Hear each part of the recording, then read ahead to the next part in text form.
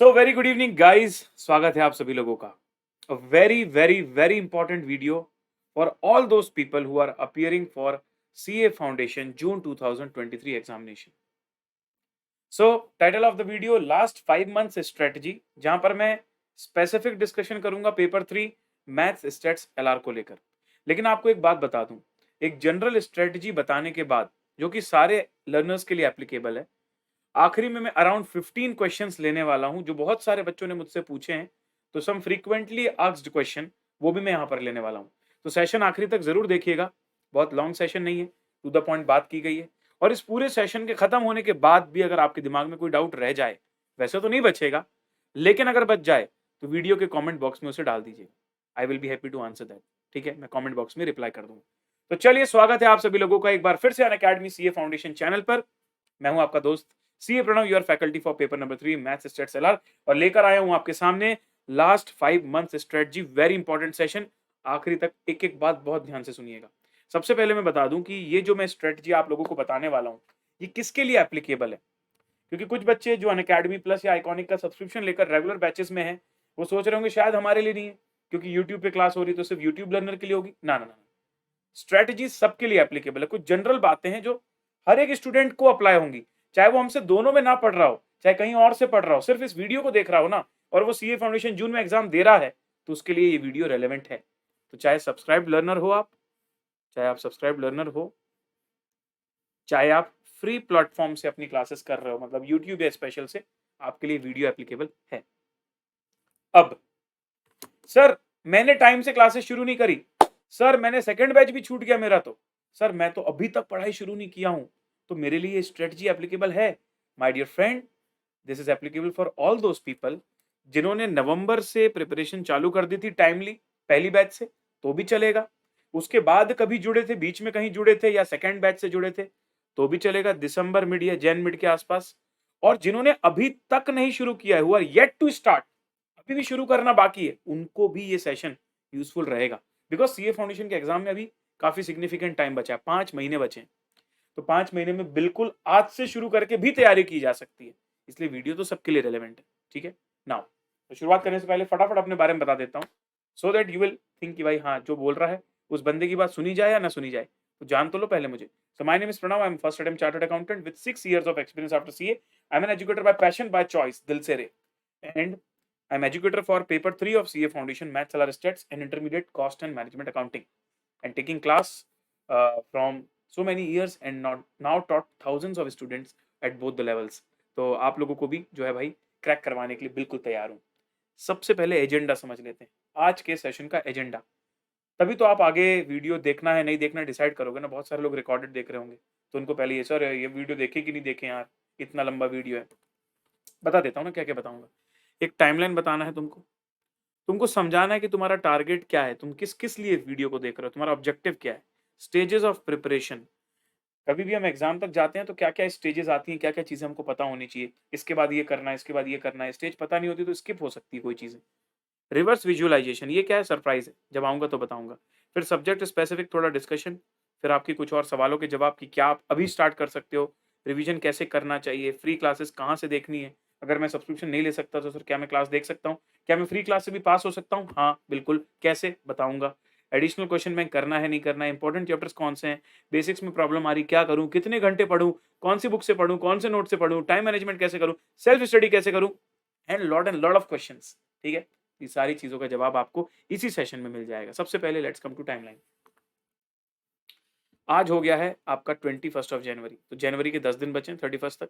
ऐसे करते करते अगर हम पूरा देखने जाएं तो अप्रोक्सीमेटली 149 डेज हमारे पास बच रहा है, which is 30 into 5 months, mostly 5 months till exams. ठीक है, तो जैन का 10 दिन, फेब मार्च अप्रैल मई जून के 20 दिन, ऐसे देखा जाए तो इफेक्टिवली 5 महीने पूरे के पूरे आपके पास है। एंड मैं फिर से आपको बता रहा हूँ, इस फैक्ट को फिर से बता रहा हूँ, अगर आप एलिजिबल हो, अगर आपने दिसंबर तक रजिस्ट्रेशन करवा लिया था, there is no point in not attempting this exam.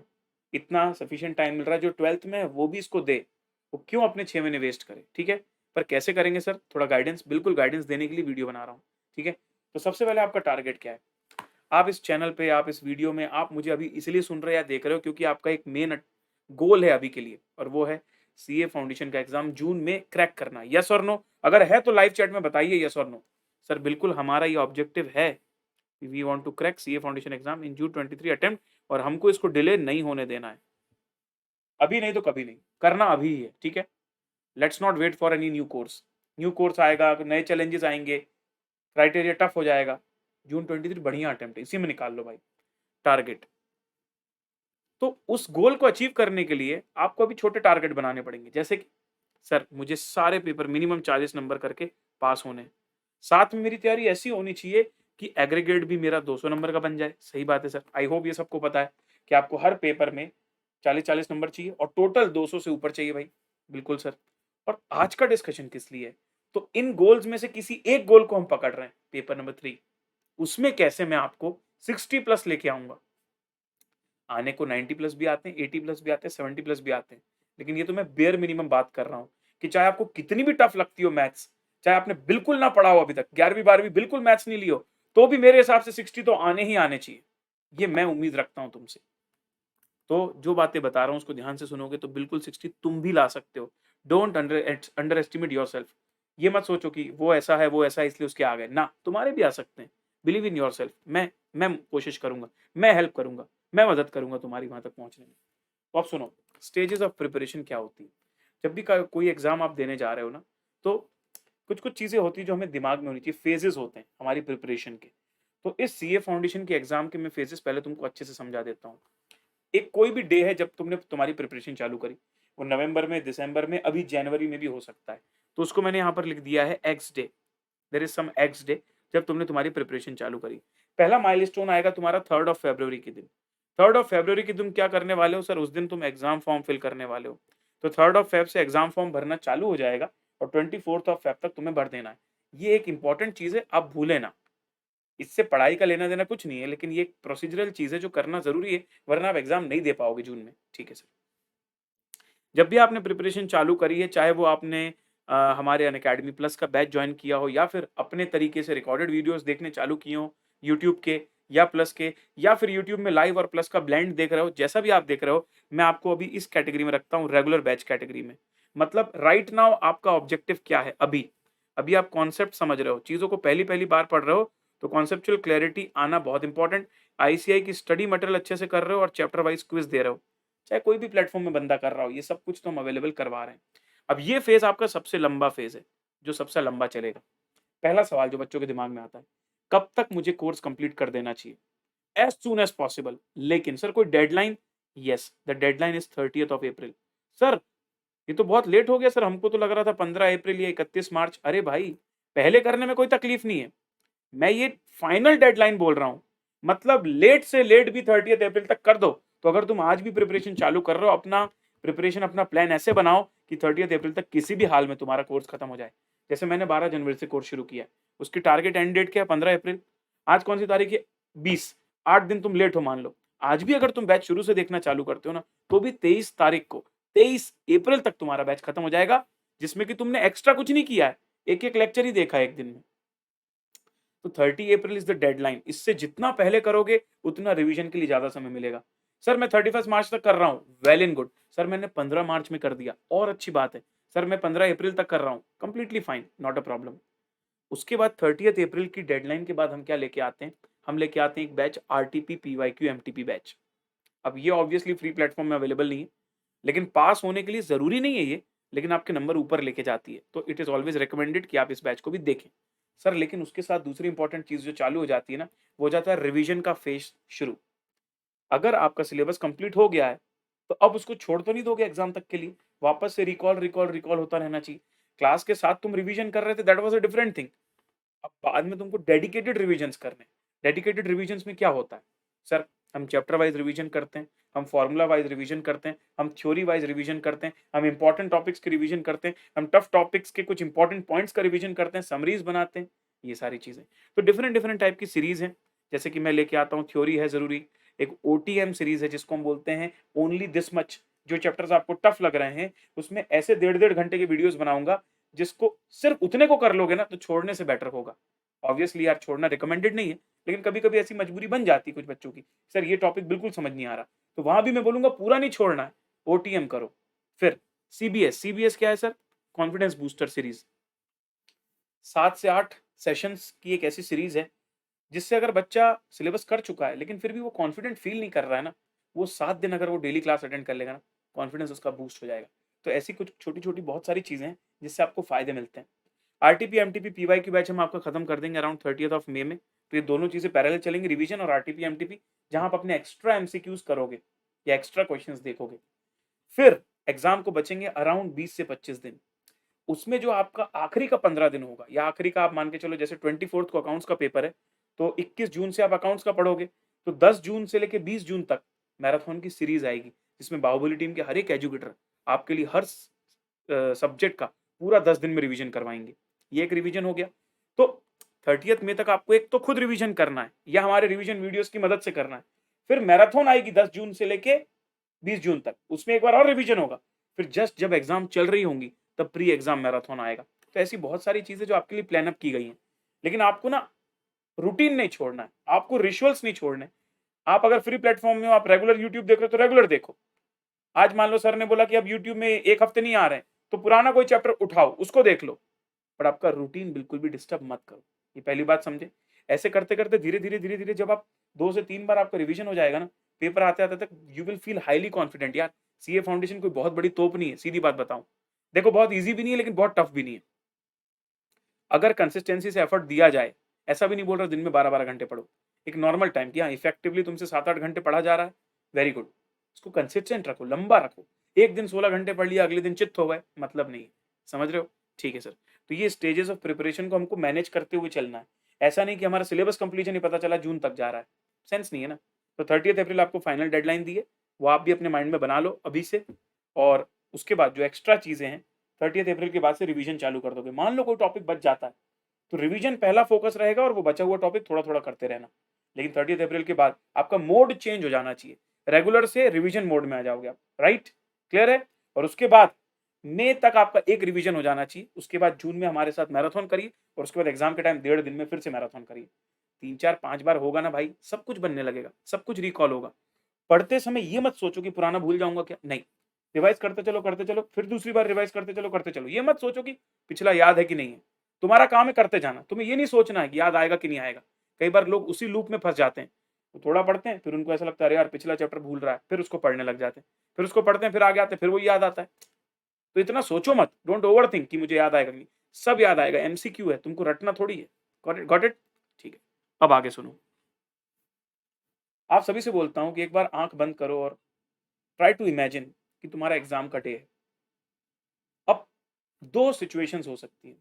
एक वो सिचुएशन है जिसमें ना तुम, छोटी सी तुम्हारे चेहरे में स्माइल है और वहां तुम सोच रहे हो वाह यार इतनी मेहनत करी है, आज परफॉर्मेंस करने का दिन है यार, आज तो फोड़ के दिखाऊंगा। ये वो बच्चा बोल पाएगा अपने आप से जिसने ना सच में वाकई में 6 महीने मेहनत करी है, 5 महीने मेहनत करी, 4 महीने मेहनत करी है, जिसने सही सही में कंसिस्टेंट एफर्ट दिए। एक दूसरा व्यक्ति होगा जो आंख बंद करेगा और उसके दिमाग में यार अरे यार ये छूट गया, वो छूट गया, ये नहीं कर पाया, वो नहीं कर पाया, पता नहीं क्या होने वाला, बंटा धार हो जाएगा मेरा। तो ये उसकी स्थिति बनेगी जो कंसिस्टेंट नहीं था। तो अभी भी मौका है भाई, तुमको मैं उस सपने से जगा रहा हूँ। तुम्हारा अगर सपना अच्छा आया है मतलब गुड, तुमको उस सपने तक पहुंचना है। लेकिन तुम्हारा अगर वो बुरा सपना आ रहा है तो तुमको बचना है, तुम्हें सोचना है कि वो बुरा सपना कैसे ना आए। वो तभी नहीं आएगा जब उस दिन तक के जितने भी स्टेप्स हैं वो सब फॉलो करोगे। तो मैंने एक काम करता हूं, मैं रिवर्स बट आपको रिवर्स विजुअलाइजेशन करवाता हूं। रिवर्स मतलब एग्जाम से दिन से लेके अभी तक, 24 जून से पीछे आते हैं हम लोग 20 जनवरी तक। ठीक है, उल्ट सीधे नहीं जाएंगे, उल्टा आएंगे। कैसे? Let's see. सबसे पहले एग्जाम डे। एग्जाम डे में कौन सबसे अच्छा करके आता है? आपको एक बात पता होगी, एक लिमिटेशन है कि आप चाहे कितनी भी अच्छी मेहनत कर लो, अगर एग्जाम के दिन जो आपके वो 2 घंटे थे ना, 2 बजे से 4 बजे तक मैथ्स के पेपर में, अगर वो आपने अपने बेस्ट नहीं दिए ना, तो सेंस ही नहीं निकलेगा, चाहे कितनी भी अच्छी आपकी तैयारी हो। तो सर फेवरेबल रिजल्ट आता है दो चीजों को लेके। अगर आपकी प्रिपरेशन अच्छी है, लेकिन सिर्फ प्रिपरेशन अच्छी होना इज नॉट सफिशिएंट, साथ में परफॉर्मेंस भी उतना अच्छा होना चाहिए। और परफॉर्मेंस का दिन होता है पेपर का दिन। तो day to perform, exam day is the day to perform, the day in which you most need the self belief. उस दिन आपको अपने ऊपर भरोसा होना बहुत जरूरी है। The day of being grateful and positive, यही वो दिन होगा जिस दिन तुम्हें ये नहीं सोचना है कि क्या भूल गया, क्या छूट गया, यू शुड बी थैंकफुल कि चलो यार, thank you God, thank you parents, आप लोगों ने हमें इतना सपोर्ट किया, इस 6 महीने तक हम इतनी मेहनत कर पाए, आपने हमको इतना एनवायरनमेंट दिया। समझ रहे हो मेरी बात को? आपको वो प्रिविलेज मिला कि चलो आपको पढ़ने में लोग सपोर्ट कर रहे हैं। ये सारी चीज़ को लेके ग्रेटफुल एंड बी पॉजिटिव कि जो भी हुआ यार, मैं इतनी मेहनत तो करके यहाँ तक पहुँचा हूँ। अब क्यों क्यों डरना? आज ही तो दिन है परफ़ॉर्म करने का, इतनी मेहनत करी इसी के लिए तो करी है।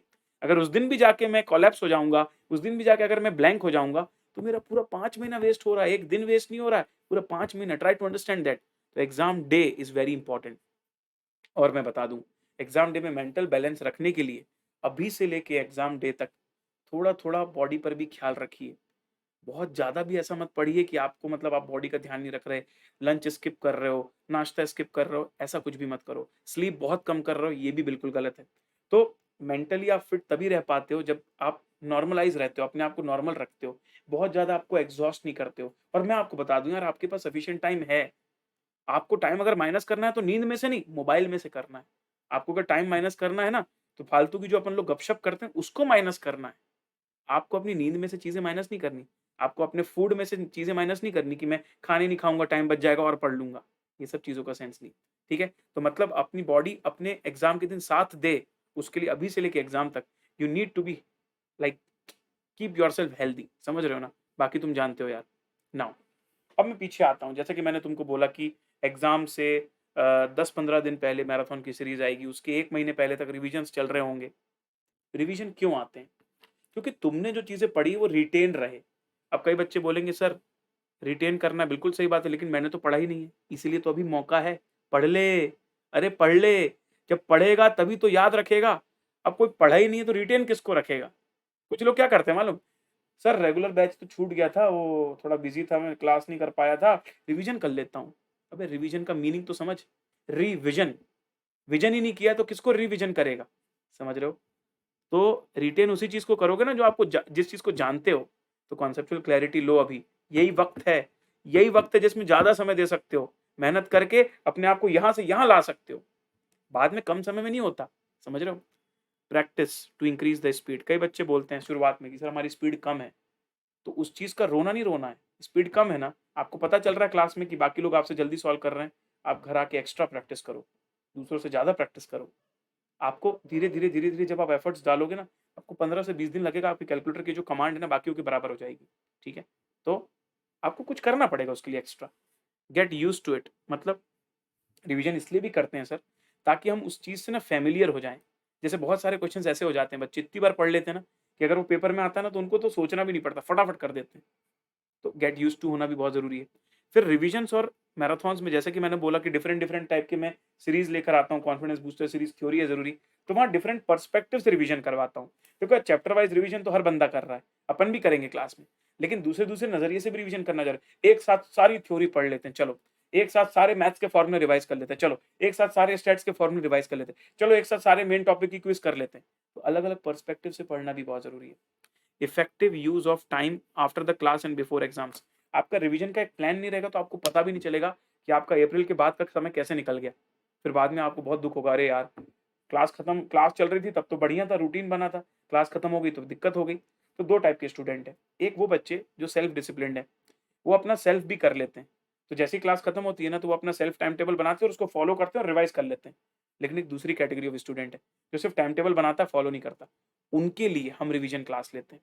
हालाँकि कोई भी आ सकता है, बट उनके लिए मेनली फ़ोकस है कि भाई तुम ना अगर सेल्फ से अच्छे से नहीं कर रहे हो तो हमसे कर लो। सेल्फ कर पा रहे हो दैट इज़ बेस्ट।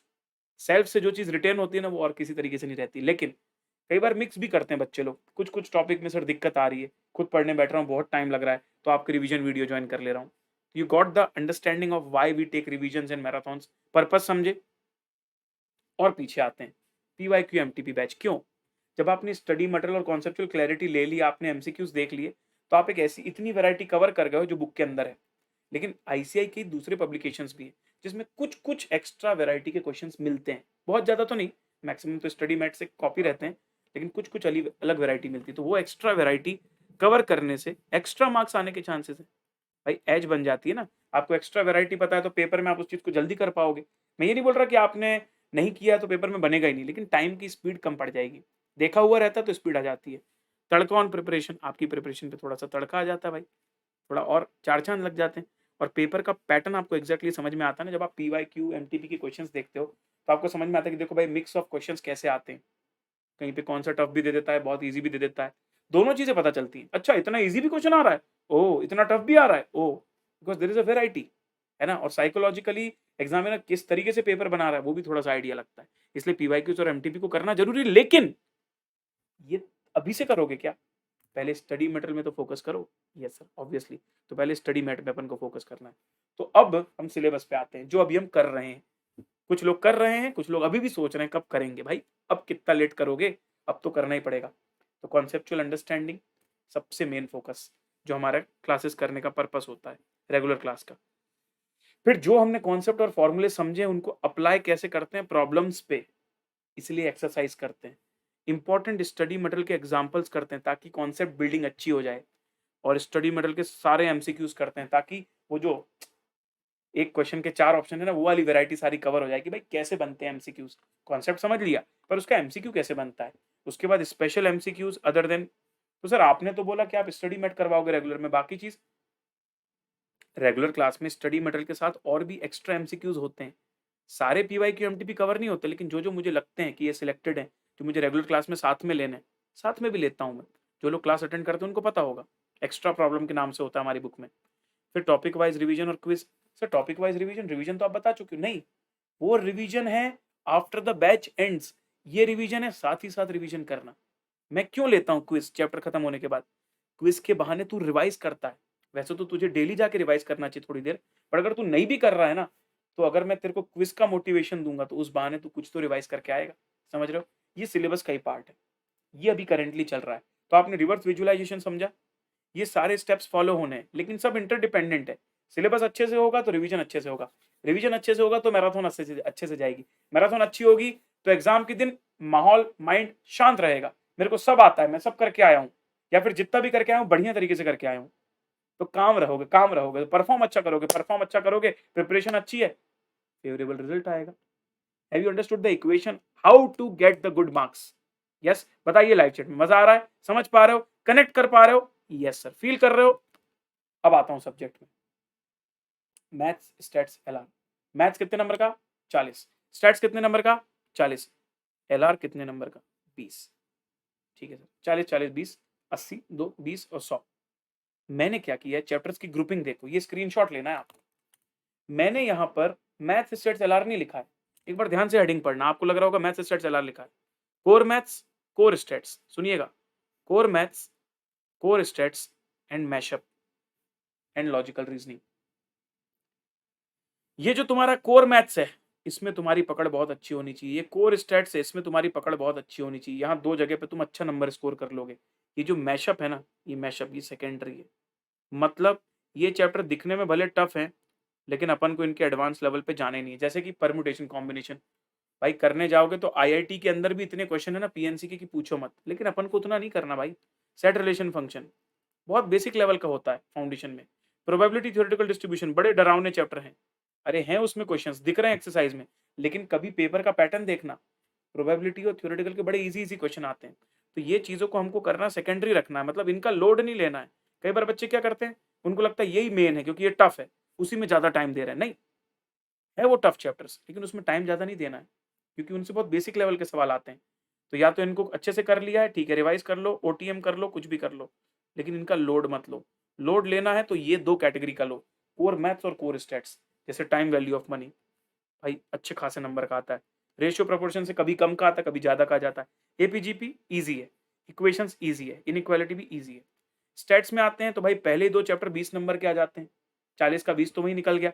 बाकी ये उससे कनेक्टेड चैप्टर है कोरिलेशन, उसमें रिग्रेशन थोड़ा सा बच्चों को टफ लगता है, कोई बात नहीं, रिग्रेशन का बेसिक लेवल समझ लो। Then comes index number, again very easy chapter. तो कोर मैथ्स कोर स्टैट्स में अच्छा फोकस। एलआर तो ऑब्वियसली सर ये हमारी बोनस है, ये आने के बाद तो सीए फाउंडेशन मैथ्स को मैं बोलता हूँ भाई बोनस मिल गया बच्चों को। तो एलआर तो बहुत अच्छे से करके जाना है अपन को। तो सिर्फ और सिर्फ मैशअप ऐसी चीज है जो थोड़ी सेकेंडरी है, इसको आखिरी के लिए रखो। रेगुलर बैच में पूरा करो, लेकिन जब रिवीजन करने बैठते हो ना, तब उसे आखिरी में रखो, प्रॉब्लम नहीं है। ये चैप्टर्स की मैंने ग्रुपिंग करवा दी तुमको। अब सुनो, सबको पढ़ने का अप्रोच अलग है। सबसे पहले कोर मैथ्स का अप्रोच। कोर मैथ्स मतलब जिसके अंदर मैक्सिमम न्यूमेरिकल क्वेश्चंस आते हैं, ratio, time value, sequence series, equations, numericals are there. तो यहाँ पर क्वेश्चंस की प्रैक्टिस बहुत जरूरी है, कैलकुलेटर में कमांड बहुत जरूरी है। फिर आता है लॉजिकल रीजनिंग, ये बहुत स्कोरिंग टॉपिक है, इसमें वेराइटी कम होती है, कॉन्सेप्ट तो कुछ होता ही नहीं है, लेकिन यहाँ भी प्रैक्टिस बहुत लगती है क्योंकि एलआर के क्वेश्चन होते हैं बड़े, तो टाइम मैनेजमेंट में प्रॉब्लम देते हैं।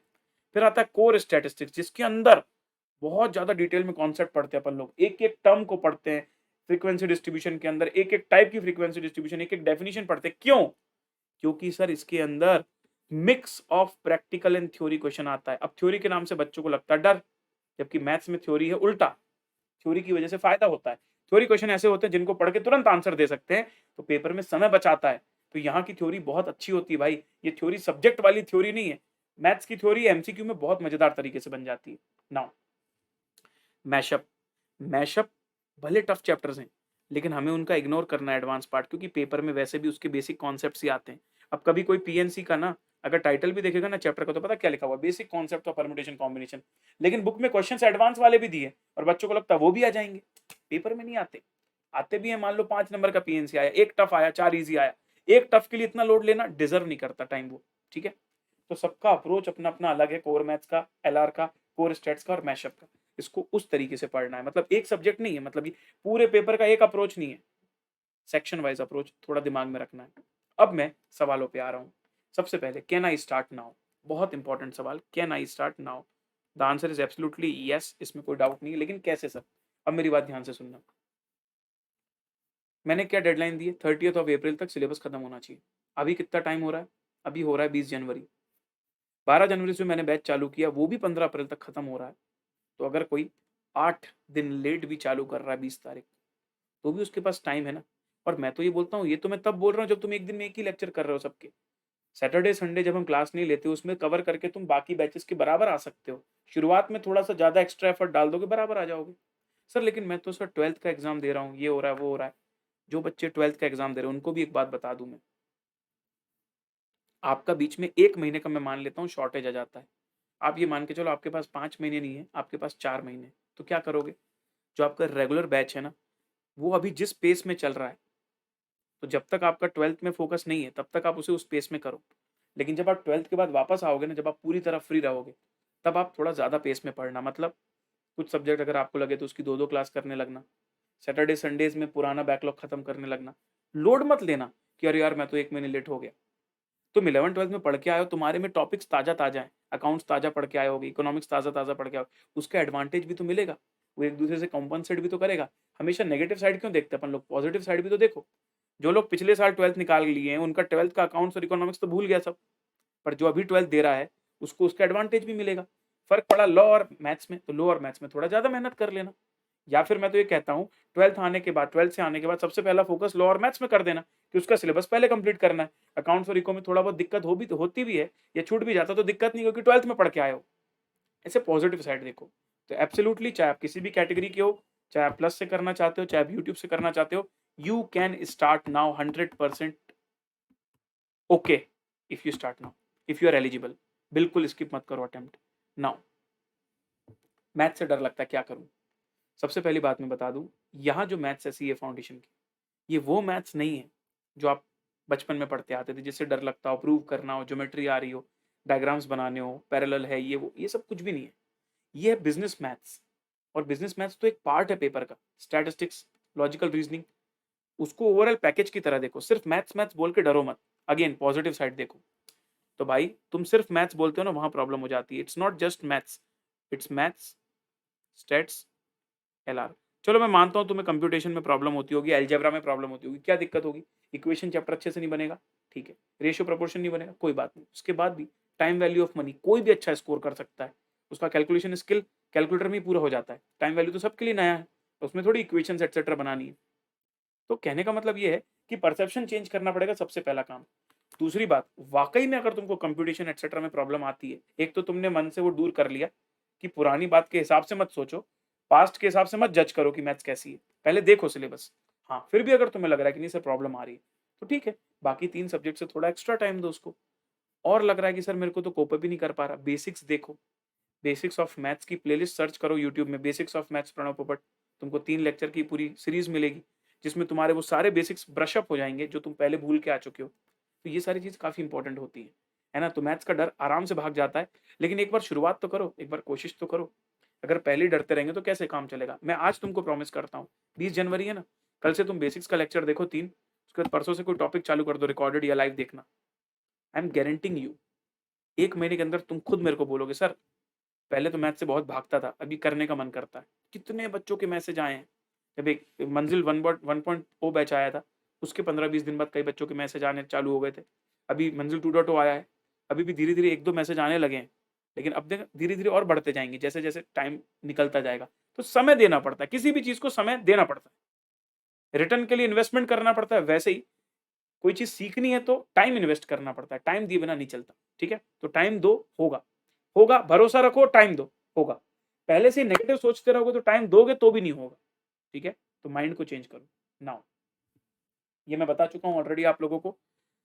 वैसे तो एज़ सून एज़ पॉसिबल, मतलब एक सजेस्टेड डेट अगर मैं आपको बोलूँ, जो लोगों ने नवंबर एटसेट्रा में चालू किया था, तो सजेस्टेड डेट अगर मैं बोलूँ तो 31 मार्च से 15 अप्रैल के बीच में आप खत्म कर सकते हो। तो कुछ लोगों के कोई टॉपिक पहले से किए हुए होते हैं एटसेट्रा, तो मैं तो बैच अपना 15 अप्रैल तक लेके जाने वाला हूँ। और दूसरा मैं देता हूँ मैक्सिमम कि भाई हाँ, जो लोग लेट हो गए हैं या इस वीडियो को बाद में देख रहे हैं, मैं तो वीडियो ले रहा हूँ 20 जनवरी को, हो सकता है भाई तुम इसे 31 जनवरी को देख रहे हो, तो भी मैं भाई तुमको मैक्सिमम डेट देता हूँ 30th ऑफ अप्रैल। कम से कम अपना जो मई का पूरा महीना है और जून के 15 दिन है, वो तो फुल रिवीजन में जाने चाहिए। रिवीजन के लिए 1.5 महीना अपन को चाहिए ही चाहिए, ठीक है? तो पूरा टारगेट करो कि 30th अप्रैल तक खत्म। सर 30th अप्रैल तक मान लो मेरा 1-2 चैप्टर रह गया तो रोक दो उसको, रिवीजन चालू कर दो। थोड़े-थोड़े बचे-बचे टाइम में बचा हुआ टॉपिक करो। मतलब एक स्ट्रिक्ट डेडलाइन बनाओ। 30th अप्रैल के बाद सिलेबस नहीं। नाउ सर बच्चे बोलते हैं सेल्फ स्टडी करनी चाहिए, टीचर्स बोलते हैं सेल्फ स्टडी करनी चाहिए। कैसे करते हैं सर सेल्फ स्टडी? सबसे पहले समझो, एक रूटीन बनाओ। रूटीन मतलब सर, आपको पता है आपकी क्लास कितने बजे से कितने बजे तक है। उसको छोड़ के जो टाइम बच रहा है, उसमें आपका खाने-पीने का टाइम है, ठीक है? बाकी दैनिक क्रिया का टाइम है। उसके बाद आप ये देखो आपके पास खाली टाइम कितना बचता है। उस खाली टाइम को प्लान आउट करो। उस खाली टाइम को पूरी तरह पढ़ने में मत डाल दो। थोड़ा-सा उसमें एक्सरसाइज़ के लिए या स्पोर्ट्स अगर आपको पसंद है तो उसके लिए रखो। उसके बाद देखो कितना टाइम बच रहा है। फिर अपने आप से प्रॉमिस करो कि भाई अब मेरी मान लो 6 घंटे की क्लास है। 1 घंटे में स्पोर्ट्स में दे रहा हूँ 7। उसके बाद भी मुझे पता है कि I still have 3 hours to study. ज़्यादा नहीं बोल रहा हूँ 3, पर वो 3 जो है ना शिद्दत से करने का। शिद्दत से मतलब वो 3 घंटे अगर तुम मान लो 1-1 घंटे के 3 स्लॉट में बैठ रहे हो ना, वो 3 घंटे मोबाइल बंद होना चाहिए। मोबाइल सबसे बड़ा प्रॉब्लम है, कंप्लीटली बंद होना चाहिए, तभी सेल्फ स्टडी होती है। अब सेल्फ स्टडी में करें क्या? रूटीन तो बना लिया। सुनो, 2 टाइप की सेल्फ स्टडी होती है। एक होती है during the regular batches going on, while the regular batches going on, and one is after the regular batch. तो एक 30 अप्रैल तक की और एक 30 अप्रैल के बाद की। तो 30 अप्रैल तक की आपकी जो सेल्फ स्टडी होगी, वो कैसी होगी बताता हूँ। आज मुझे जो क्लास में पढ़ाया गया, हर सब्जेक्ट में, पहले मैं उसको 1 से 1.5 घंटे में रिवाइज़ कर लेता हूँ, पहला ऑब्जेक्टिव, ठीक है। दूसरा, जो-जो होमवर्क मिला उसको खत्म कर देता हूँ, ठीक है, डन। मान लो तुम्हारे 3 घंटे के कोटा में से 2 घंटे का कोटा पूरा हो गया, अब भी 1 घंटा बचा है। अब गिव अप नहीं कि चलो छोड़ो हो गया। वो 1 घंटे को यूटिलाइज़ करो पुराना रिवाइज़ करने में, या कुछ पेंडिंग है तो उसको समझने में, सोचने में। तुमको याद आया था कि यार वो चीज़ मेरे को अच्छे से समझ नहीं आई थी, एक बार फिर से देखना है, या सिंपल रिवीजन करने के लिए। किसी दिन होमवर्क ज़्यादा है, उसी में 3 घंटे निकल गए, कोई बात नहीं। नहीं हो पाया रिवीजन, कोई बात नहीं। क्योंकि जब बैच चल रही है तब बहुत ज़्यादा एक्सपेक्ट मत करो अपने आप से, वरना क्या होगा ना, अगर रात को स्ट्रेच कर लिया, अगले दिन सुबह क्लास है या दिन में क्लास है, इफेक्टिवनेस क्लास के अंदर नहीं आएगी। तो क्लास के जो 6 घंटे हैं ना, उस 6 घंटे में एकदम एनर्जाइज़्ड कैसे रह सकते हो, उस पर फोकस रखो। फिर उसके बाद जो समय बच रहा है ना, उसको कितना अच्छे से यूटिलाइज़ कर सकते हो, वो सेकेंडरी मैटर है। पर ऐसा ना हो जाए ना कि सेल्फ स्टडी के चक्कर में मेन क्लास ही बिगड़ रही है, फिर रेगुलर क्लास लेने का मतलब क्या निकला? तो टीचर जो इंटेंशन से तुमको समझा रहा है, क्या तुम भी उतने कंसंट्रेशन से सुन रहे हो उसको? ये मेंटेन रखो। उसके लिए अगर तुमको ऐसा लगता है कि तुम सिर्फ 2 ही घंटे सेल्फ कर पा रहे हो, चलेगा। तुम्हें लग रहा है 3 ही कर पा रहे हो, चलेगा। घंटे मैटर नहीं करते, इफेक्टिवनेस मैटर करती है। अगर तुम भाई 3-4 घंटे, 6 घंटे सेल्फ स्टडी कर रहे हो और सिर्फ 4 घंटे सो रहे हो, अगले दिन क्लास में नींद आएगी, क्या मतलब निकला ऐसा एक्स्ट्रा पढ़ने का? You got the point? तो सेल्फ स्टडी को भी कंट्रोल्ड वे में करो। Now how to revise? Again two phases. पहला phase, during the regular batch I will revise every day whatever is taken in the class. When in a week there is a holiday like Saturday and Sunday, I will revise the entire week content, and whenever there is a quiz, I will push myself, I will revise thoroughly that particular chapter. जितना sincerely quizzes को दोगे ना उतना सही रहेगा, क्योंकि सिर्फ revision करने का मोटिवेशन आता तो है, लेकिन क्विज के साथ रिवीजन करने में थोड़ा ज्यादा मोटिवेशन आता है, तो उसको अपने फायदे के लिए यूज करो। ये तो हो गया up to regular batch. Regular batch complete होने के बाद अगर तुम पूरा का पूरा सेल्फ रिवाइज कर सकते हो एक महीने में, 1 मई से 30 मई तक, वेल एंड गुड, बेस्ट। पर जब तुम सेल्फ करने जाते हो और तुमको कुछ कुछ टॉपिक में प्रॉब्लम आती है, लेकिन then you can take the use of our revision videos जो हम उस समय पर ले रहे होंगे या रिकॉर्डेड वाले। अगर तुम्हें लग रहा है कि सेल्फ करने में बहुत ज्यादा डिमोटिवेशन फील हो रहा है, याद नहीं आ रहा है, टाइम बहुत लग रहा है, मेरा जो प्लानिंग है वो फेल हो रहा है, then you switch to revision videos. Revision videos का पर्पस ये है कि आपको सपोर्ट दें, आपको बूस्ट दें, ना कि it's a substitute of self study, बिल्कुल भी नहीं। तो उस समय पर रिवीजन सेल्फ करोगे बेस्ट है। सेल्फ के साथ मिक्स कर दो रिवीजन वीडियोस तो भी चलेगा, और अगर कुछ नहीं हो रहा है तो छोड़ने से अच्छा, मतलब कुछ नहीं करने से अच्छा रिवीजन वीडियो से रिवाइज करो, चलेगा। ये हुआ। उसके बाद जैसे ही तुम्हारा मई खत्म होता है, फिर तुम ये देखो कि तुम्हारे वीक एरियाज कौन से। एक बार रिवाइज करते हैं तो बंदे को पता चल जाता है कि उसके गड़बड़ एरिया कौन सा है। 1 जून से 10 जून तक उस वीक एरिया पर काम करो हर सब्जेक्ट में, मैथ्स में भी, और फिर 10 जून से वापस मैराथन में जुड़ जाओ हमारे साथ। तो वहां 10 दिन के अंदर पूरा रिवाइज करवाएंगे। वो स्पीड जो होती है ना, वो सेल्फ से नहीं हो पाती, वो बड़ा फायदेमंद है। और फिर वही नोट्स हम प्री एग्जाम मैराथन में भी यूज करते हैं। तो वो 1.5 दिन में, जैसे 10 दिन में तुमने कंपाइल किया 1 महीने को, पहले जिस चीज को 4 महीने में पढ़ा 1 महीने में रिवाइज किया, 1 महीने में रिवाइज किया, उसको 10 दिन में रिवाइज किया फिर से मैराथन में, फिर उस चीज को 1.5 दिन में रिवाइज करोगे फिर से प्री एग्जाम मैराथन में। तो उसी चीज को छोटा करते जाएंगे, समराइज करते जाएंगे। और इसमें से कोई भी चीज बीच की चीज छूटी ना तो लिंक बिगड़ जाएगा। सिलेबस अच्छे से नहीं हुआ तो पहला रिवीजन अच्छे से नहीं होगा, पहला रिवीजन अच्छे से नहीं हुआ तो मैराथन अच्छे से नहीं होगी, मैराथन अच्छे से नहीं हुआ तो प्री एग्जाम मैराथन भी अच्छे से नहीं होगा। Got it? तो सब एक दूसरे से जुड़ा हुआ है। डिटेल्स अबाउट फ्री क्लासेस बड़ा सिंपल है भाई। Unacademy CA foundation YouTube channel पर मेरे सारे कंटेंट डले हुए हैं। इसके पहले भी मैं जो टॉपिक पढ़ाया हूँ, अभी भी जो लाइव पढ़ा रहा हूँ वो भी। कहाँ मिलते हैं सर? उन सब का प्लेलिस्ट बना के रखा है इस लिंक पे, bit.ly/mathswithpranav। बस ये लिंक जो है आपके पास, इसी लिंक का आप यूज करो और बढ़िया तरीके से जो भी आपको कंटेंट उसमें से चाहिए आप ले लो, ठीक है। मैंने सबसे पहला जो इंट्रोडक्शन होता है उसमें ये भी समझाया कि चैप्टर्स का लिंकेज क्या है, ताकि कभी कोई बच्चा बीच से जुड़ा हमारे साथ, उसको ये समझ नहीं आ रहा कि मैं चैप्टर चालू कर सकता हूँ कि नहीं, कहीं ऐसा तो नहीं कि ये चैप्टर उस दूसरे चैप्टर पर डिपेंडेंट हो। जैसे कोरिलेशन रिग्रेशन तब तक नहीं पढ़ा जा सकता जब तक सेंट्रल टेंडेंसी ना हुई हो, जब तक सेंट्रल टेंडेंसी तब तक नहीं पढ़ी जाती जब तक स्टैटिस्टिकल डिस्क्रिप्शन ऑफ डेटा ना हुआ हो। तो वो लिंकेज पता होगा तो फायदा रहता है, ठीक है। नेक्स्ट, एडिशनल क्वेश्चन बैंक करना है कि नहीं। अब मेरी बात ध्यान से सुनना। क्या स्टडी मटेरियल के एमसीक्यू सारे हो गए? सर अभी तो कर रहे हैं, पहले उसको कंप्लीट करो, वो हो जाए, फिर एमटीपी जो हमारे पास एमटीपी डली हुई उसको अच्छे से करो, उसके बाद पीवाईक्यूज अच्छे से करो। एमसीक्यू कंपाइलर्स आते हैं, मैं भी लाऊंगा, उसको करना। उसके बाद भी तुमको लगता है कि नहीं अभी भी बहुत सफिशिएंट टाइम बचा है, तो एडिशनल क्वेश्चन बैंक उठाना है स्टडी मैट के। वहां गड़बड़ बहुत ज्यादा है। जिस चैप्टर में जरूरी है जैसे टाइम वैल्यू, लीनियर इनइक्वालिटी, वहां तो हम खुद करवा देते क्लास में, पर बाकी जगह जहाँ अननेसेसरी एकदम होलसेल में क्वेश्चन दिए हुए हैं जिसमें बहुत गलतियां हैं, सेंस नहीं बनता। You getting the point? तो ऐसे केसेस में एडिशनल क्वेश्चन बैंक मत करो, ठीक है। नाउ इंपॉर्टेंट चैप्टर्स कौन से? इंपॉर्टेंट चैप्टर्स आपके आते हैं सबसे इंपॉर्टेंट। मैथ्स के अंदर बात करूं, time value of money. Stats के अंदर बात करूं, statistical description of data chapter 13, एसडीओडी मतलब statistical description of data. Chapter 14, central tendency and dispersion. फिर आता है लॉजिकल रीजनिंग के पूरे चैप्टर 9, 10, 11, 12।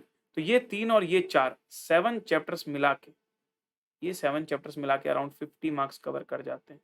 तो अगर मुझसे कोई बोलेगा इंपॉर्टेंट चैप्टर्स कौन से, तो मैं ये मार्क करूंगा। क्या सिर्फ इतने करके चले जाऊं पास हो जाऊंगा? नहीं हो पाएगा, नहीं हो पाएगा। तेरे को क्या लगता है तू सिर्फ इतना करके जाएगा तो इसमें से हर एक चीज बन जाएगी तेरे को? ऐसा नहीं होता ना। अपना कवरेज ही छोटा रख लोगे तो पासिंग की प्रोबेबिलिटी कम होती जाएगी। कवरेज पूरा रखो, कवरेज पूरा रखो। मैंने क्या बोला, जो चैप्टर टफ लग रहे हैं उनको लिमिटेड पढ़ो, छोड़ना कुछ नहीं है, ठीक है। तो इसके बाद तो बहुत सारे चैप्टर बचते हैं, लेकिन ये तो तुमको जो बच्चे पूछते हैं ना कि इंपॉर्टेंट कौन से, उसके लिए मैंने ये बताया। कितने घंटे स्टडी करना चाहिए, मैं बताता हूँ तुमको। तुम्हारे पास जो भी टोटल अवेलेबल आवर्स है, ठीक है, जैसे 24 आवर्स अवेलेबल है सबके पास, मेरे हिसाब से 7 घंटे नींद के निकलने चाहिए। बच्चे कितने, 17। बाकी दैनिक दिनचर्या, खाना पीना, ये सब नाश्ता वाश्ता, ठीक है, इन सब में मान लेता हूँ मैं 4 घंटे निकल जाते हैं, 13 बचे। अब 13 घंटे आपके पास जो बचे हैं ना, उस 13 घंटे में से मैं आपको बोलता हूँ 1 घंटे आप हेल्थ के लिए निकालिए, बचे 12। अब ये जो 12 घंटे बचे, इसमें से मान लो 6 घंटे आपकी क्लास हो रही है, ठीक है, बाकी 6 घंटे आप सेल्फ में दो। ये कोटा है 6 आवर्स का। अब ऐसा नहीं कि 6 घंटे हम पढ़ के आए तो जरूरी है कि 6 घंटे सेल्फ करना है, उसमें से कितना मैक्सिमम कर पा रहे हो। तुम्हें लग रहा है कि इसके बाद एग्जॉस्ट हो जा रहे हो तो कोई बात नहीं, तो ये 6 को तुम 5 भी कर सकते हो, 4 भी कर सकते हो, 3 भी कर सकते हो, मेरे हिसाब से आइडियल है 3, ठीक है 3। बाकी 3 ब्रेक के लिए रखो कि भाई वो जो 3 घंटे भी पढ़ोगे वो 3 घंटे में थोड़ी होगा, 4 साढ़े 4 घंटे में होगा, बीच बीच में ब्रेक लोगे, कुछ अपने एंटरटेनमेंट के लिए रख लो 1 घंटा, कोई प्रॉब्लम नहीं, ठीक है। तो मेरे हिसाब से 6 का क्लास, 6 घंटे का क्लास, 3 घंटे का सेल्फ। अब ये चीज़ ना पर्सन टू पर्सन फिर बदलती है, किसी को इस चीज़ को बढ़ाना है, किसी को लगता है नहीं यार मेरे को थोड़ी ज़्यादा मेहनत करनी पड़ेगी। जैसे मैं मान लो रीजनल मीडियम से हूँ तो मुझे लॉ में प्रॉब्लम आती है, सर मेरे को मैथ्स बिल्कुल नहीं बनती, तो मैथ्स में एक्स्ट्रा मेरे को 2 घंटे या 1 घंटे निकालने, वो यहाँ पर आप ऐड करते जाओ, समझ रहे हो। लेकिन कुछ भी करो, क्लास नहीं बिगड़नी चाहिए, स्लीप नहीं बिगड़नी चाहिए, हेल्थ नहीं बिगड़नी चाहिए, 3 चीज़ को इंश्योर करो। और जब तुम्हारा रेगुलर बैच खत्म हो जाए तो क्लास के आवर्स हैं वो सेल्फ में घुसेड़ दो, तो जो सेल्फ 3 है वो 9 हो जाएगा। ऐसा नहीं है कि भाई बैच खत्म हो गया तो अब मैं जितने घंटे की क्लास होती थी उससे डबल पढ़ूंगा, ऐसा जरूरी नहीं होता। उतने ही घंटे आप सेल्फ में डाल दो, समझ रहे हो। सेल्फ पढ़ना वैसे भी टफ होता है, क्लासेस में हमको सुनना होता है, सेल्फ में पूरी मेहनत हमको करनी होती है, तो जल्दी थकते हैं, समझ रहे हो। नाउ कौन सी टेक्स्ट बुक, कौन से नोट्स यूज करने, अगर आप प्लस में हो तो ये चीज मैंने आपको क्लास में बता दी है, और मैं क्लास में शेयर भी कर देता हूँ, पीडीएफ भी मेरे सब कुछ। लेकिन मेन बता दूं मैं आपको, स्टडी मटेरियल ही आपका सब कुछ है, एवरीथिंग इज स्टडी मटेरियल, मतलब प्राइमरीली। उसके बाद फिर आता है पीवाईक्यू और एमटीपीस। तो स्टडी मैट तो सबके पास होती है भाई, जो फ्री यूजर है उनके पास भी होती है, लेकिन बाद में जो ये वाले पोर्शन है ना, ये आप प्लस के बैच से कर सकते हो। इसके लिए अलग अलग टेक्स्ट बुक आती हैं, एमसीक्यू कंपाइलर्स भी आते हैं, इसके बारे में मैं सही समय में जानकारी दूंगा आपको, ठीक है, कब आपको लेना है, ठीक है। चलो, बाकी अपने जो जो भी क्लास में आप कॉपी बना रहे हो ना बहुत अच्छे से बनाओ, तो वो आपको बाद में बहुत हेल्प करती है। अगर आपको किसी क्वेश्चन को करते समय लगा कि ये टफ है, कॉपी में मार्क कर लो कि भाई ये बाद में मेरे को दिक्कत जाएगी, ये मेरे को टफ लगा था। फिर बाद में ना ऐसे धीरे धीरे शॉर्टिंग होती जाती है, शॉर्ट होता जाता है, समरी बनाते जाते हो आपके, ये क्वेश्चन बस कर लेता हूँ, हाँ अब इसमें भी प्रैक्टिस होगी, चलो अब ये वाले बस कर लूंगा, ऐसा। तो क्या होता है ना, आपका वॉल्यूम कम होता जाता है, धीरे धीरे आप फैमिलियर होते हो सिलेबस से, आपको पता चलता है आपको टफ कौन सा लग रहा है, इजी कौन सा लग रहा है, लाइक दैट। चलो next, how to do time management. Time management सबसे बढ़िया होता है सर, आप प्लानर बनाइए। प्लानर बनाइए मतलब सुबह उठ के अगर आप फोन उठाते हो ना सीधे, वहीं पे सत्यानाश हो जाता है पूरे दिन का, तो पता ही नहीं चलता कब रील देखने लगे, कब मैसेज देखने लगे, कब व्हाट्सएप देखने लगे, क्या करने लगे। तो अपने आप से पहले प्रॉमिस करो कि नहीं भाई, जब तक मैं दिन की प्लानिंग ना कर लूँ, तो यार उठ के सीधे तो प्लानिंग करोगे नहीं ऑब्वियसली, थोड़ा अंगड़ाई वंगड़ाई लोगे, फ्रेश व्रेश होगे, ब्रश व्रश करोगे, ठीक है, चाय वाय पी के फिर तुम बैठोगे, पर फिर फोन मत उठाना। प्लानर बनाओ मतलब खाली पेज में, कॉपी में, डायरी में, कहीं भी बनाओ कि आज बड़े बड़े काम क्या करने हैं। प्लानर मतलब ये नहीं होता 6 बजे से 7 बजे, ये 7 बजे से 8 बजे, ये 8 बजे से 9 बजे, ऐसा नहीं।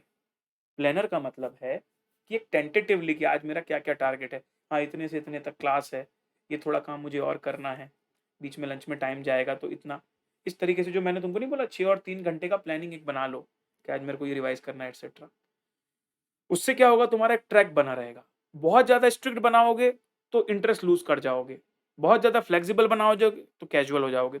बीच का बैलेंस रखना है और समय समय पे उसे अपडेट भी करते रहना है। ऐसा नहीं कि आज ही सोच लिया ऐसा ही प्लानिंग चलेगा, तुमने एक दिन फॉलो करके देखा नहीं हो रहा, उसको एडजस्ट करके देखो, अकॉर्डिंगली चेंज करके देखो। उससे तुम्हें ये भी पता चलेगा कि अगले दिन तुम जैसे देख रहे हो, अरे यार कल इतना सोचा था नहीं हो पाया, क्यों, रीजन क्या है, अच्छा वो दोस्त बुला लिया था इसलिए चला गया था, अच्छा वो मोबाइल में ना सीरीज चालू कर दिया था, ध्यान ही नहीं रहा, 1 घंटा निकल गया, लाइक दैट। तो अपने आप में पता चलेगा गलती हो रही है। अब ये तो हो गया टाइम मैनेजमेंट सेल्फ स्टडी के समय। दूसरा होता है टाइम मैनेजमेंट पेपर के दिन, जो आप पेपर देते हो ना उसमें। तो वैसे तो एग्जाम के टाइम पे बहुत डिटेल में बताऊंगा मैं, बट फिर भी अभी भी बता दूं आप लोगों को, क्वेश्चन 1 से क्वेश्चन 100 तक आपके पास आता है ना, तो सबसे पहले तो क्या करते हैं, वो शुरू के 50 क्वेश्चन में ना टफ क्वेश्चन ज़्यादा डालते हैं, ताकि बच्चा वहाँ पे ना थोड़ा-सा डर जाए। पूरे 100 नंबर में से मान के चलो 20 क्वेश्चन थोड़े टफ आते हैं और बाद के 50 में वो टफ वाले कम रहते हैं। तो मैं तो बोलता हूँ सेकंड हाफ से या रिवर्स से चालू करो करना। उसमें भी 3 स्टेप्स। जब भी क्वेश्चन मिलता है, क्वेश्चन से पढ़ के अपने आप से पूछो, क्या ये तेरे को बन रहा है? हाँ या ना? नहीं बन रहा, तुरंत आगे निकलो, ट्राई मत करो अभी। मैं ये नहीं बोल रहा छोड़ देना है, बाद में आएंगे ना। तुरंत इंस्टेंटली याद क्लिक हुआ क्या? नहीं हुआ, आगे बढ़ो। क्वेश्चन 2 में आए, क्वेश्चन 2 पढ़ा, क्या लग रहा है बनेगा नहीं बनेगा? हाँ, बन तो जाएगा। ज़्यादा टाइम लगेगा कि जल्दी बन जाएगा? ज़्यादा टाइम लगेगा, अभी छोड़ दे भाई, पहले जल्दी वाले कर लेते हैं ना। तो क्वेश्चन 2 तुमसे बन रहा था, फिर भी तुम आगे निकल गए, क्यों? ये सोचते हुए कि ये बहुत टाइम ले रहा है, दैट इज़ राइट अप्रोच। 3 में गए, बन रहा है? हाँ, जल्दी बन रहा है? अरे ये तो तुरंत बन रहा है, कर लेता हूँ। तो ऐसे करते-करते जब तुम रिवर्स से चालू करोगे 100, 99, 98, 1 घंटे के अंदर अगर तुम्हारे 50 क्वेश्चन भी ऐसे वाले हो गए या 40 भी ऐसे हो गए, जो बन भी रहे थे और जल्दी हो गए। अब जो बचा हुआ 1 घंटा है ना, उसमें तुमको पहले क्या करना है, जो बन रहे थे जिसमें टाइम ज़्यादा लगेगा, मान लो उसमें तुम्हारा और पौने घंटा निकल गए, 15 मिनट बचे हैं। अब 15 मिनट में मान लो तुम्हारे पास बस वही 30 क्वेश्चन बच गए, जो तुमको बिल्कुल नहीं बन रहे। तो 15 मिनट में कम से कम तुम कुछ तो प्रोडक्टिव सोच के उस 30 में से भी 10 कर लोगे। 80 का अटेम्प्ट हो गया। और यही क्या नहीं करना बताता हूँ। क्वेश्चन 1 से शुरू किया, नहीं बन रहा, अरे यार कोशिश करते हैं यार, पहला ही नहीं बनेगा तो यार क्या मतलब यार, लड़ने लगे तुम सवाल के साथ, पहला ही नहीं बन रहा, बताओ गजब बेइज्जती। अरे किसको दिखाना है, कौन सी बेइज्जती? क्वेश्चन 1 नहीं बन रहा, कोई बात नहीं, आगे बढ़ना था। तुमने क्या किया, नहीं ट्राई करने लग गए। 10 मिनट करे, नहीं बना, 1 तो हुआ नहीं, 10 मिनट और निकल गए। 2 में गए, बन रहा था, टाइम लग रहा था, करने गए, काफ़ी लंबा गया, 5 मिनट चले गए, 15 मिनट में 2 क्वेश्चन हुए। अब बताओ, जैसे-जैसे आधा घंटा, 1 घंटा हुआ, 1 घंटे में तुमको पता चला कि अभी तो 25वां क्वेश्चन चल रहा है, 75 क्वेश्चन तो टच भी नहीं किए। उस 25 में से भी बने 15 हैं, 10 तो बने ही नहीं है। अब आएगा टेंशन, अब वो 75 जो बन रहे होंगे ना, पैनिक की वजह से वो भी नहीं बनेंगे, ब्लैंक हो जाओगे, कोलैप्स हो जाओगे, कुछ भी दिक्कत हो सकती है। इसलिए किस सीक्वेंस में फॉलो कर रहे हैं बहुत इंपॉर्टेंट है। Now, how to score 300% foundation? If you want to score 300% foundation, you have to do the regular batch in a very good way, but साथ में आपको कम से कम 3 रिवीजन और एक्स्ट्रा प्रॉब्लम्स भी करने हैं। फॉर एग्जांपल अगर मैथ्स की बात करूं, तो मैथ्स में आपको एमटीपी और पीवाईक्यू, आरटीपी तो होता नहीं, एमटीपी और पीवाईक्यू कम से कम मई 18 से लेकर अभी तक के सारे एक बार देखे हुए होने चाहिए। तो आप जरूर 300 प्लस ले आओगे, ठीक है। How to manage with 12th, मैंने बताया पॉजिटिव परसेप्शन। 12th की जो चीज़ तुमको सपोर्ट करने वाली उसको सेकेंडरी रखो, बाकी चीज़ों पे ज़्यादा फोकस रखो। अभी जैसे 12th हो जाएगा, फिर रिवाइज में लिए वापस आ जाओ। ये सोच के चलो कि तुम्हारे पास 4 महीने, 4 महीने में भी लोग फाउंडेशन निकालते हैं ना, तो तुम उस हिसाब से तैयारी करो। तुमको थोड़ा ज़्यादा करना पड़ेगा बाकियों से। एग्ज़ाम होने के बाद 12th के थोड़ा ज़्यादा लगना पड़ेगा, पर उससे फ़ायदा क्या है? 6 महीने बचेंगे।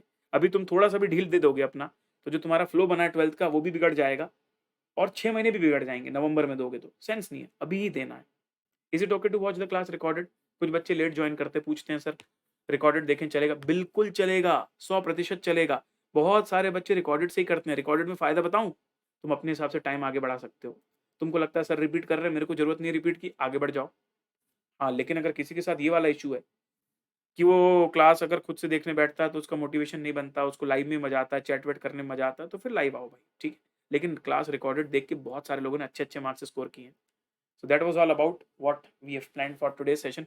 आई होप आपको बहुत सारे इनसाइट्स मिले होंगे। इसके बाद भी अगर आपके दिमाग में कोई भी डाउट रह जाता है at the end of the session, तो I am very happy to help you. You can connect with me on the comment box. Comment box में आप अपना डाउट डाल दीजिए। आज रात तक मैं सारे कमेंट्स जो है देखूँगा, जितना जल्दी हो सके उसको रिप्लाई करने की कोशिश करूँगा। सो उम्मीद करता हूँ सेशन आपके लिए प्रोडक्टिव रहा होगा। अगर हेल्पफुल रहा, तो हर उस बच्चे तक पहुँचाइए सेशन को, जिसको सीए फाउंडेशन जून 22 की तैयारी करनी है, 23 की तैयारी करनी है और जिसके लिए वीडियो हेल्पफुल हो सकता है। Love you all and let's crack it guys, दिल से।